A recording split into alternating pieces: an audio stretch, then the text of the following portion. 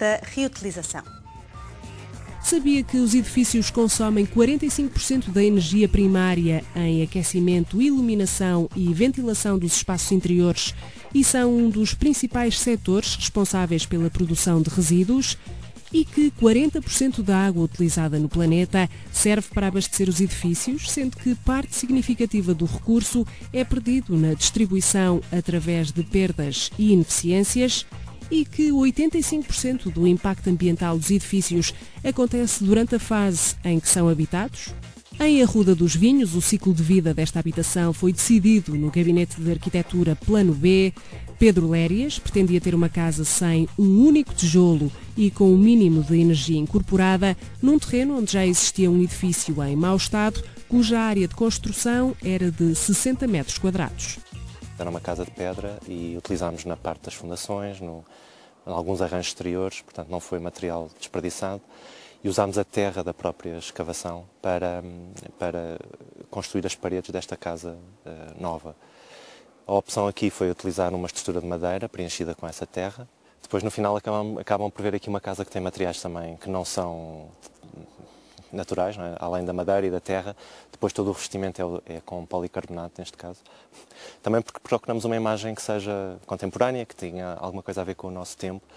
E, portanto, na realidade não é uma construção antiga, embora que não tenham um aspecto antigo, embora estas técnicas de construção sejam muito antigas, nós pretendemos fazer uma arquitetura que seja atual. Eu queria ter uma casa com paredes de terra, por várias razões. Pela razão da naturalidade da casa, pelo menor impacto e por a atmosfera dentro da casa ser diferente.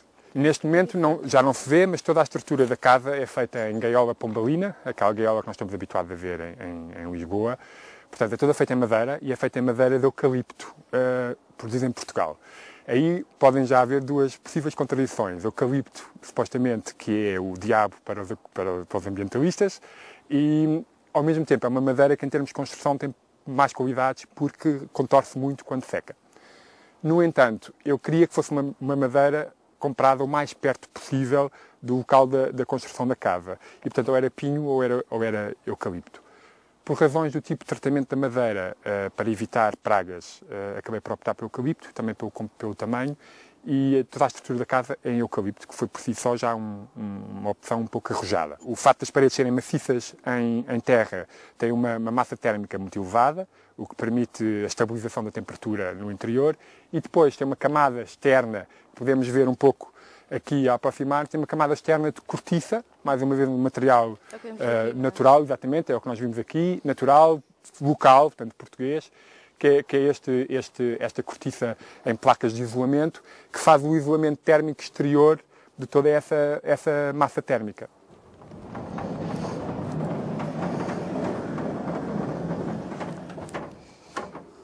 E, portanto, com um ato muito simples, passámos a ter o sol a entrar em casa, a fazer um efeito de estufa e a aquecer a casa para que seja necessário usar o mínimo possível de energia no seu aquecimento.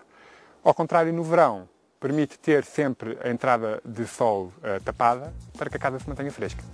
Mais uma vez, a orientação a sul é fundamental para garantir os ganhos térmicos da habitação. No inverno, nos dias em que a luz solar é mais fraca e, em caso de necessidade, o recuperador de calor a biomassa aquece o espaço interior. Restos de podas e madeiras do terreno dispensam o aquecimento com recurso à energia elétrica ou caldeira a gás. Em Portugal, a síndrome dos edifícios doentes afeta 30% das construções. Os processos de ventilação natural ajudam à diluição dos poluentes e reduzem a propensão dos espaços interiores a desenvolverem ácaros e alergias. A escolha de materiais naturais e de técnicas ancestrais de construção oferecem melhores condições de salubridade nas habitações. Como estes vidros são de grandes dimensões e isso normalmente implica percas térmicas, estes vidros, para além de serem vidros duplos, são duplos vidros duplos. Portanto, nós pusemos 2 vidros duplos com uma caixa de ar no meio, o que aumenta a capacidade de isolamento térmico destes vidros de grande dimensão. O interior da casa, ao mesmo tempo, apesar de ter estas grandes zonas impermeáveis, todo ele é respirável, porque depois de termos feito a estrutura em madeira, com o preenchimento em terra, com a cortiça do lado de fora, com o isolamento térmico do lado de fora, O remate interno foi feito nesta forma tradicional, que é o tabique, com estas ripas em madeira de pinho nacional, preenchido entre eles uma mistura de areia com cal hidráulica, portanto tudo materiais naturais, que permitem que desde o interior da casa até ao exterior não haja nenhuma barreira impermeável. Portanto, nunca há acumulação de umidade no interior da casa e a possibilidade de formarem-se bolores ou outros fungos, e é que todo o ar da casa respira. Quando existe terreno disponível, a instalação de mini estações de tratamento ou de cisternas de armazenamento de águas pluviais permite que a água recolhida seja reaproveitada para regas de jardim, autocolismos ou lavagem de automóveis. Na cozinha e casas de banho podem ser instalados dispositivos que permitem poupar este recurso tão precioso, como as torneiras de regulação do fluxo de água, peças acessórias redutoras de caudal e autocolismos de dupla descarga. Nós neste momento estamos no telhado da casa, que todo ele está preparado para ser visitado, é uma área de lazer e de estar e de aproveitamento, em vez de ter que fazer 2 pisos, escolhi por fazer apenas um piso e ter uma área visitável em cima. À nossa volta nós temos o ressurgimento de um pequeno bosque, um pequeno cercal de carvalhos cerquinhos, que é a vegetação natural aqui na zona. Os 3 carvalhos que estão à nossa frente foram a razão pela qual eu comprei este terreno. São 3 exemplares magníficos de carvalhos cerquinho, Quercus faginea, uma espécie autóctone, típica de Portugal, tem nascido espontaneamente. Nós apenas vamos tratando as árvores para elas poderem crescer em condições. Optar por construir verde fica mais caro do que a construção convencional? Não, por várias razões. Em termos materiais, portanto, o facto de eu não ter usado tijolos, ter sido tudo a partir das escavações da terra, que foi essa terra que foi usada para o preenchimento das paredes. As vigas não foram de betão, foram madeira. A cortiça também não é cara. E depois teve uma enorme vantagem, é que no processo de construção da casa, o preenchimento das paredes em terra foi toda feita por nós. Foi feita por mim, pelos arquitetos, pelos nossos amigos, pela nossa família. Acabámos por ser nós a ser a mão de obra no preenchimento das paredes. E isso também diminuiu os custos com a mão de obra. Portanto, todo o processo foi muito mais barato do que, não diria muito mais, mas foi mais barato do que se tivesse sido uma casa convencional. Sabia que a construção já ocupa mais de metade dos melhores terrenos agrícolas que existem no planeta? No nosso país, como nas cidades cosmopolitas do Ocidente, impera a construção em massa. As opções de reabilitação são deixadas para trás e o resultado reflete-se no estado de degradação dos centros urbanos. Será que, quando ambicionamos viver num núcleo urbano atrativo e dinâmico, imaginamos uma paisagem cinzenta e fria, marcada pelo betão e ausente de espaços verdes? São os parques e jardins que contribuem para a renovação do ar, limpeza da água e regulação do clima neste ambiente inóspito. Numa lista de 38 capitais europeias, Lisboa surge como a 4ª mais impermeabilizada. 60% do solo está coberto com construção. Entre 1990 e 2000, a área impermeabilizada aumentou 50% em Portugal. As cidades expandiram-se e ocuparam os solos mais férteis do país. De acordo com os últimos censos, que remetem a 2001, contabilizam-se em Portugal 555 mil fogos devolutos. Lisboa e Porto são as cidades mais afetadas. Só no concelho lisboeta, os edifícios desocupados representam 14% do total de alojamentos existentes, o que representa 40 mil fogos devolutos. Atualmente estimam-se perto de 60 mil imóveis fantasma em Lisboa. Portugal é um dos poucos países da União Europeia em que a reabilitação não é expressiva e está reduzida a pouco mais de 10%. Os centros históricos estão a ficar desertificados populacionalmente. Isto tem a ver até com políticas erradas, camarárias, porque há uma apetência para novos loteamentos, para nova habitação, porque isso vai trazer mais taxas. Tudo que é reabilitação não traz taxas. Por isso, as próprias autarquias não têm normalmente essa sensibilidade. Desde janeiro de 2009 que a certificação energética dos edifícios e da qualidade do ar é obrigatória. A avaliação dos níveis de consumo de energia e de eficiência energética identifica aspectos a corrigir nas habitações. Alguns estudos concluem que os edifícios mais sustentáveis podem ser entre 5% a 10% mais dispendiosos do que os edifícios convencionais, mas que a poupança energética, a longo prazo, é compensatória. É o que verificamos neste apartamento recentemente reabilitado, que visitamos no centro de Vila Nova de Cerveira. Este apartamento tinha corredores muito apertados e aqui a ideia foi tentar o mais possível alargar, de forma a termos menores consumos de energia. Por outro lado, também introduzindo inclusive o máximo possível biblioteca e inclusive os jogos das crianças, ou seja, a ideia de se integrarem elementos e sobretudo de não se adquirir móveis, porque os móveis já estão integrados na habitação, não é? Por isso não temos armários, os armários estão integrados nos próprios corredores. Sempre que os novos edifícios tenham condições de exposição solar favorável, o regulamento das características de comportamento térmico dos edifícios impõe o aproveitamento da energia produzida pelo sol. A instalação de coletores solares térmicos permite poupar até 70% da energia necessária para o aquecimento da água.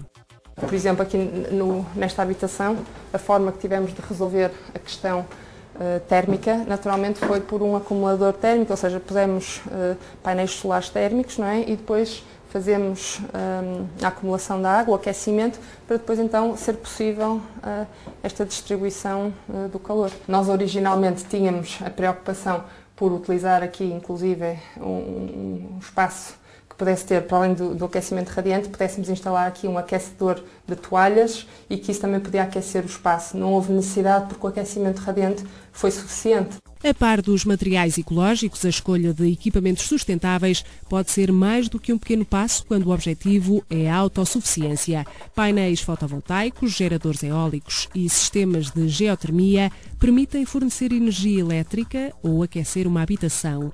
Opte por soluções que permitam reduzir consumos energéticos, como sistemas de aquecimento passivo, de que são exemplo o piso radiante à água solar, a ventilação natural feita a partir de um sistema fotovoltaico e a iluminação natural através de tubos prismáticos. Aqui na cozinha, por exemplo, notamos logo a escolha dos materiais. Mais uma vez foi uma grande preocupação por linhas simples e que nos permitissem também uma grande limpeza espacial. Por outro lado, também a escolha dos eletrodomésticos fez com que, sempre com, neste caso, certificação A+, sempre a pensar que depois os gastos seriam menores e realmente nós sentimos que temos um gasto menor em termos energéticos do que se tivéssemos escolhido o eletrodoméstico mais barato, mas depois o consumo teria sido muito mais caro. Por exemplo, também a preocupação pela questão da placa de indução, de forma, mais uma vez, a diminuir os custos, que acontece por vezes por falta de conhecimento. Por exemplo, o frigorífico está ao lado ou muito perto do forno ou do fogão ou da placa e estas situações fazem que naturalmente haja mais gastos energéticos. A implementação do Sistema Nacional de Certificação Energética e da Qualidade do Ar Interior permitiu que o desempenho energético dos edifícios deixasse de ser uma preocupação voluntária para ser uma das prioridades da construção. Mas, mais uma vez, a lei é cega e a atual legislação não tem em conta as especificidades da construção tradicional, é uma barreira à utilização de alguns materiais naturais na construção contemporânea. Hoje em dia os regulamentos são muito exigentes, o regulamento térmico, o regulamento de acústica e têm que ser cumpridos, obviamente. Curiosamente, os regulamentos vêm de alguma forma dificultar a construção com as técnicas tradicionais do nosso país, nomeadamente a construção em pedra ou em terra, porque estes materiais não cumprem em rigor, se utilizados da forma tradicional, aquilo que os regulamentos hoje em dia exigem. O objetivo é darem conforto, mas às vezes também limitam opções que já existem há muitos anos. E neste caso, isto é uma técnica de construção que é antiga, mas que tem um sistema de isolamento pelo exterior para cumprir o tal regulamento da térmica e cumpre, de facto, é uma cortiça. A despreocupação com o esgotamento dos recursos tem adiado a substituição do tijolo e do betão por materiais menos poluentes, ecológicos e duráveis. Apesar das recentes soluções de reciclagem para os resíduos de construção e demolição, o volume deste tipo de entulho oscila num ano entre 0,7 e 1 tonelada por habitante. Técnicas de construção antigas e materiais como a terra, madeira, cortiça e pedra reinventam-se sob o olhar arquitetónico contemporâneo que procura aliar sustentabilidade à concepção. Quando escolher uma habitação, não menospreze o conforto térmico e acústico, a ventilação natural, assim como a conservação de espaços verdes e a eficiência energética. Reabilitar em vez de construir de novo será sempre a atitude